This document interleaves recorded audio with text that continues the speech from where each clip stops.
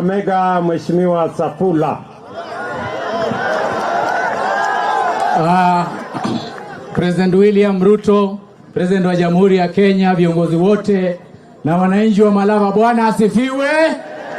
Hebu nione wale makaribisha William Ruto hapa, jirani yetu. Mimi kwa niaba ya gavana mwenye uko nje ya kaunti hii nimemsimamia hapa kumkaribisha Mheshimiwa William Ruto kwa kaunti ya Kakamega. Mmekaribisha rais? Mmekaribisha rais? Mimi nina matatu tu. La kwanza, rais, yale umekuja kufanya leo kulete maendeleo kwa watu wa Malava hapa, sisi tunakaribisha. Na hii lami ikitoka kule juu ifike hapa na ingine itoke kule na Baholo ije hapa, sisi in the next 5 months hii Malava itakuwa town kubwa sana na tunaweka municipality status hapa. Na yale vile umesema ukilete bank hapa utasaidia wakulima wetu wa West Kenya na wakulima wetu wa Butali Sugar Company. Lakini ile tofauti ya wakulima wale Wanzoya wanapata na hapa hawapati, wale Wanzoya wameregister ni contracted farmer, wanapewa subsidized fertilizer.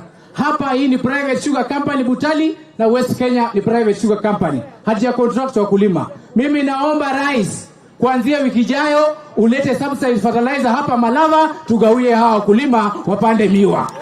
Kwa sababu benefit kwa wale wengine. Ile maneno mengine yote unasikia watu kuweka sufuria kwa kichwa. Boss, wewe focus kwa kazi yako, wewe ni rais. Kila soko ina mwendazimu. Wewe treat yao kama mwendazimu, achana nao. Achana nao, sawa. Ni kama wewe kuniambia, mimi unajua mimi ni mtoto wa pasa. Nilipatizwa River Jordan juzi kule Israel, bwana rais. Ni kama kusema, wewe kijana wa miaka 18. Badala ya kutafuta msichana barubaru wewe, unachukua mama wa miaka 90, unapeleka kwa kitanda expect kupata mtoto. Utapata kweli? Wachana na hiyo maneno yote usufuria. Focus, lete maendeleo, tuendelee mbele. Asanteni na Mungu awabariki. Haya. Wacha nimpatie kwa niaba ya wabunge hawa wote